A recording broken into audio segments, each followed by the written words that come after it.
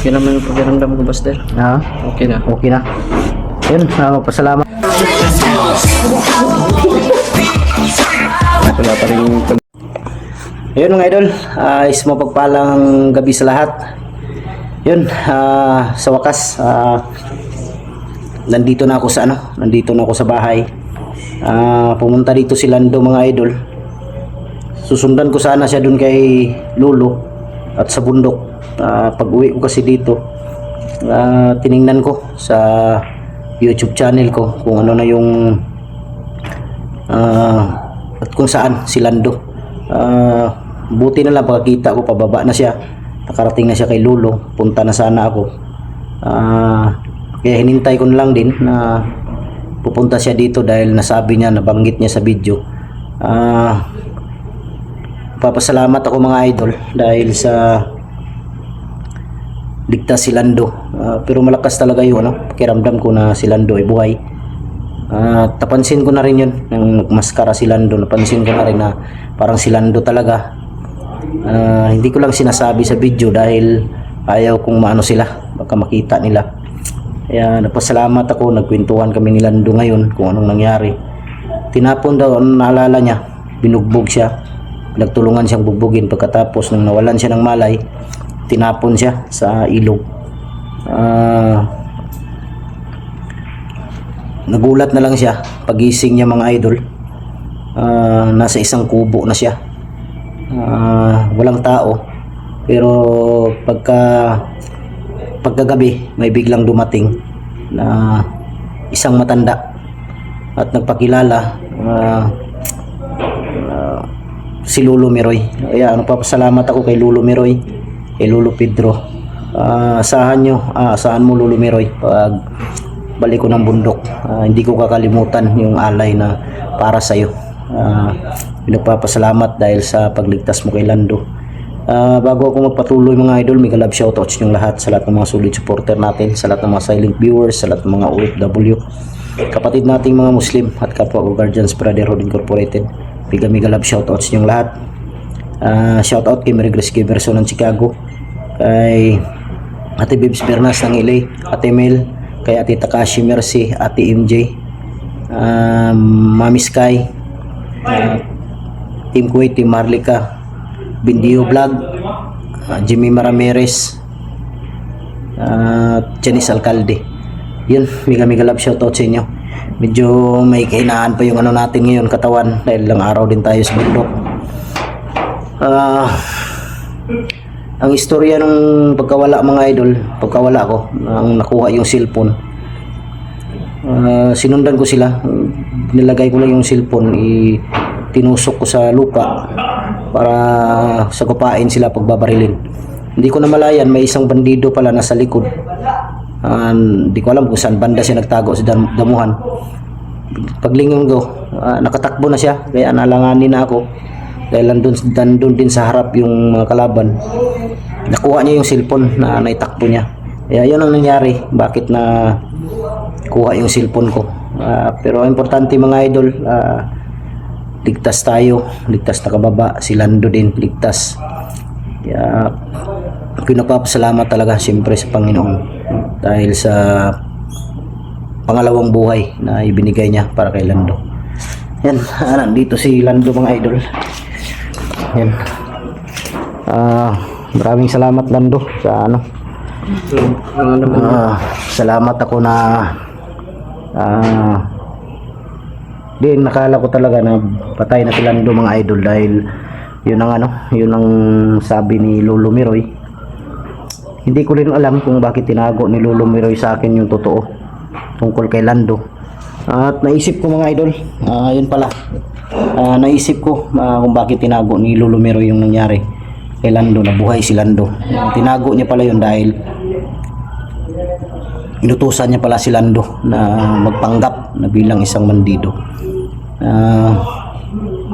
Yung kasuotan na yun mga idol, yung maskara na ginamit ni Lando, yung maskara yun ng Panginoon ng kulto, nakuha ni Lolo Miroy daw yun dahil yung Panginoon ng kulto at si Lolo Miroy nagkainkwentro. Yun ang sabi ni Lando. Pero ang problema lang, hindi napuruhan ni Lolo Miroy, no? Hindi napuruhan ni Lolo Miroy yung Panginoon ng kulto, kaya nakalipad na naging isang malaking ibon daw na itim. Kaya sigurado ako isang uwak yun. Kaya nakuha ni Lolo Miroy yung maskara at saka yung kapa. Pero yung kapa, mga idol, wala na yung kapangyarihan dahil tinanggalan ni Lolo Miroy. At nung nilusob nila Lando yung bahay ni Lolo Pedro, alam na ni Lolo Pedro na si Lando yun. Kaya hindi niya pinatatamaan si Lando ng orasyon na malakas dahil ayaw niyang masaktan si Lando. Kaya ako nagpapasalamat din. At siyempre, kay Lando din dahil mahirap na kung paano na lang kung nakuha talaga nila yung cellphone, hindi na maibalik. Wala na akong magagamit sa pag-i-explore. Kaya salamat ako. Gusto lang Lando. Okay naman yung pakiramdam ko, Buster. Ha? Okay na. Okay na. Ayun, magpasalamat pala ako sa yung nagbigay ng cellphone kay Lolo, si Ate Takashi Mercy. Sinabi niya sa akin kasi kanina, nag-message siya na kung gusto na ba daw ni Lando na mag-vlog ulit. Sabi ko oo. Sabi niya dahil sa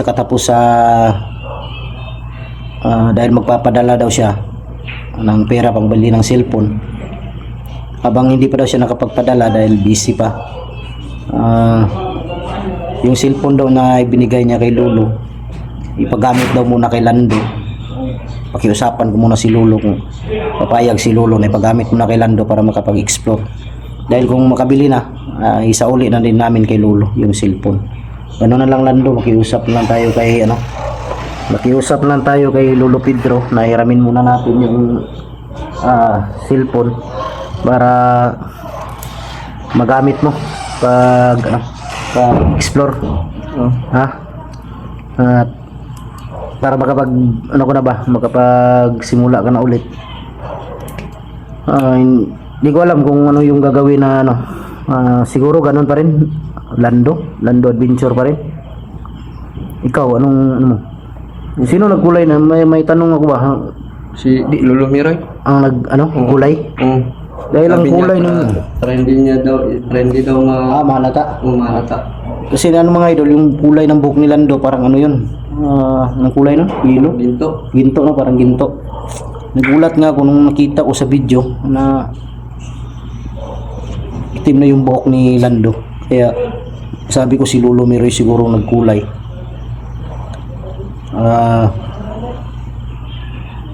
At isa pa mga idol, may malaking problema pala. Hindi ko na makalimutan. Isang masamang balita to mga idol. Hindi ko alam kung totoo dahil di pa namin napuntahan ni Lando ngayon. Ngayon ang balak namin puntahan yung tinutuluyan ni Berto. May pumunta kasi dito kanina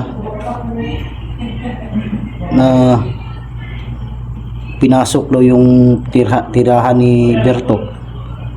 4 na lalaki daw, tapos tinangay si Berto, dinala sa pilitang kinarga sa motor. Sigurado ako mga bandido yun, ganti yun, bilang ganti siguro yun. Hindi ko pa puntahan namin ni Lando ngayon bago kami bakit na siguro nakita dahil si Berto nagtatrabaho yun mga idol, siguro nakita ba lumalabas ng bahay pumunta ng kalsada, mag-abang ng motor na masakyan, siguro nakita. Kaya siguro nasundan, no? Marami kasing bandido na bumaba para si Lando yung magsasabi mga idol na ang dami na daw talaga ngayon na na-recruit ni Rambo. Dami na nga. Si Rambo at si Panginoon ngayon daw ang magkasama, kaya bihira, minsan lang makikita si Rambo. Kaya sabi ni Lolo Miroy na kay Lando na pinag-iingat ako ni Lolo Miroy dahil target na talaga nila ako. Kaya hindi din kami kumpiyansa ni Lando ngayon dahil hindi namin alam, baka lusubin dito bigla. Tama. Dahil yun ang narinig ni Lando na lulusubin daw nila yung bahay. Kaya hindi ako papayag ng ganun mga idol.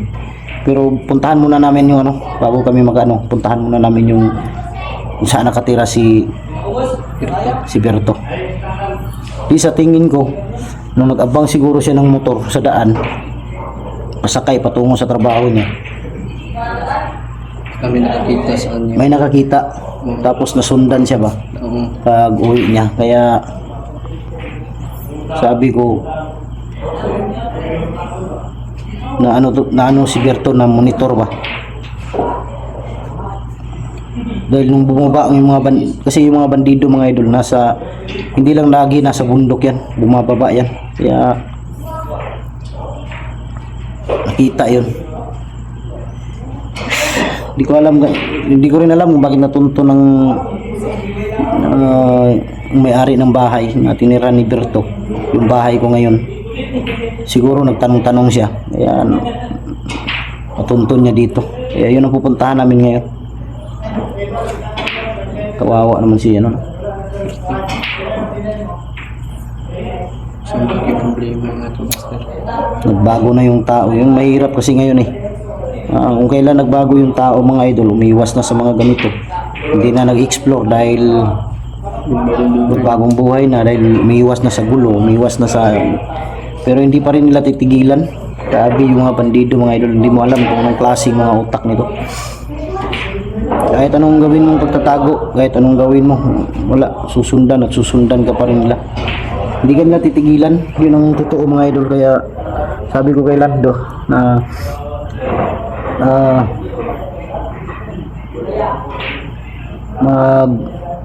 magtiis ka lang muna ngayon dahil iramin muna natin yung cellphone ni Lolo Pedro para makapag-umpisa ka ng makapag-umpisa ka ng mag-explore. Ha? Para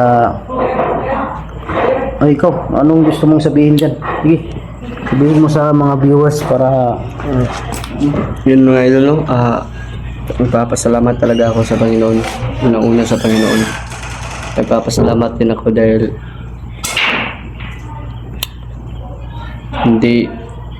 hindi ako naunahan na pagpunta dito kila Buster. Buti na lang nandito rin si Buster. Pag-abot kami dito sa bahay nila, sobrang saya ako talaga mga idol. Kasi pagkarating ko kasi dito mga idol, no? Walang tao ba? Tapos biglang may lumabas sa pinto. Si Buster pala mga idol. Sobrang saya ko. Nawala yung kabasang dibdib ko. Ngayon, problema ngayon mga idol, si Berto mga idol. Kasi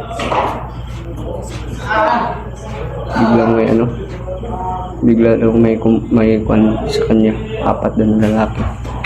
Laking problema daw. Nagpapasalamat pala ako sa nagbibigay sa akin ng cellphone para makapag-explore. Sobrang laki ng pasasalamat ko sa iyo po, ate.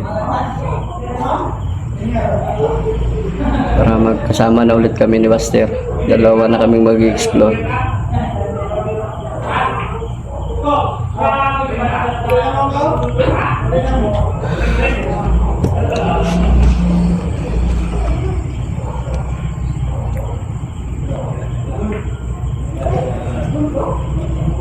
Buti na lang mga idol,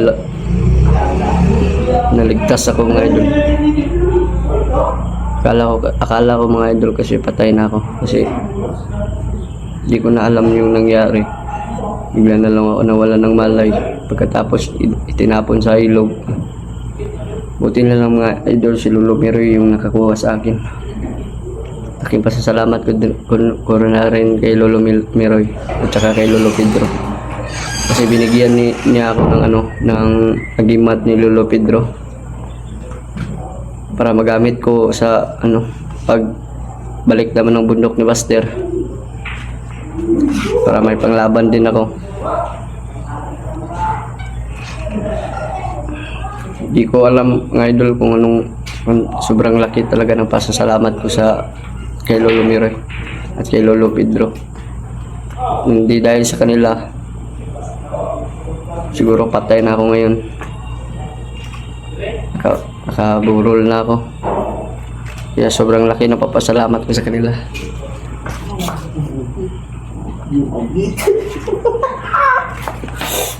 galing ang sumayaw, no?